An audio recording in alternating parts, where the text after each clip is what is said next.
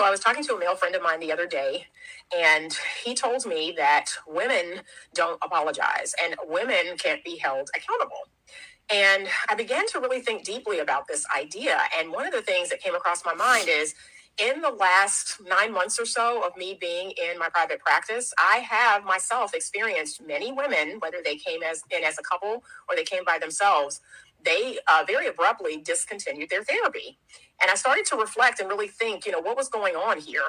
And I noticed that after I had to confront them about something. I had to bring to their attention something they were doing that wasn't contributing to the health of the relationship. They became very defensive and very, just very harsh, and they stopped coming. And even though the husband would continue to come, he made it very clear that, yeah, she won't apologize. She thinks you're wrong. She thinks you're taking my side. And I began to really reflect, like, oh my gosh, is it true that women don't apologize? Is it that women struggle with being held accountable?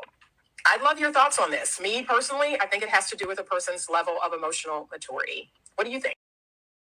I have been trained, very strongly trained by my mentor, to never believe a woman's story in her marriage. I cannot tell you the amount of times that I have gotten sucked into a woman's story because we are so convincing. We are so manipulative. We know how to dramatize and exaggerate the circumstances and experiences in the marriage to suck someone in, to feel sorry for us, to validate us in our victim story, and have even really no awareness to question that story from a woman and try to understand, well, what would the husband say, or what's his experience though, what's his side of the story. And we bring that into therapy. So like I said, I can't tell you how many times over 10 years that I got sucked into a woman's story, and my mentor had to help me break through my cognitive dissonance and get back to the fundamental truth that I know. I've gotten so much better. It's very rare that happens now, but it can still happen because we are so convincing.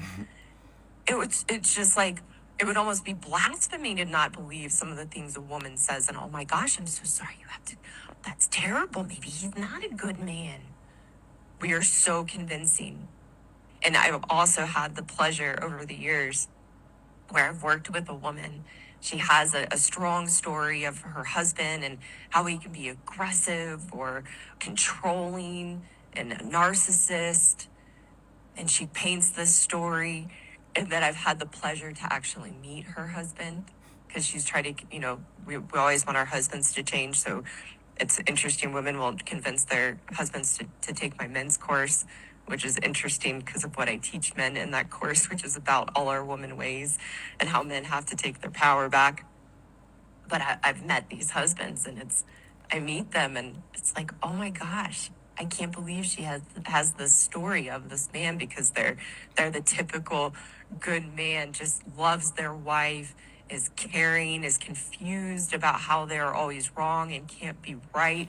And when I meet the husband, it doesn't add up at all with the woman's story of him. So therapists are not trained to break through the stories of a woman. And because they're already biased, they already have that gender bias to believe and take on the perceptions of the woman and have that prejudice towards men, they get sucked in. And here's the thing, is that the very same tactics we use as women in a marriage to manipulate our husbands and brainwash them to believe they are the problem are the same manipulative tactics that we use to draw a therapist into our story and get the therapist on our side.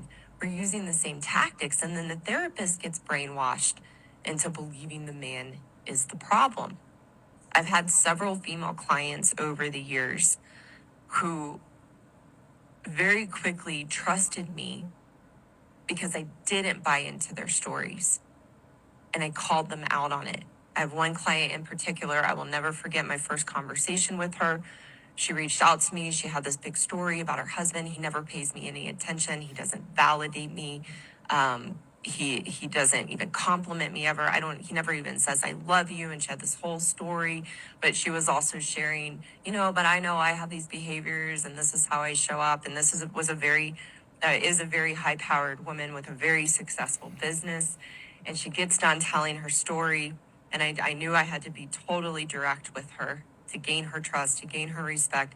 And I told her point blank, the problem is your husband is terrified of you because you are such, pardon my language, because you are such a and I didn't mean it mean, and I didn't mean it judgmentally. I was just telling it to her straight. And also knowing the own experience of myself as a woman and the women that I had worked with. And her jaw dropped open, and I didn't know what was going to come out next. But she just looked at me and she said, "Thank You heard the therapist. City Boys up 1,000. Ball up top.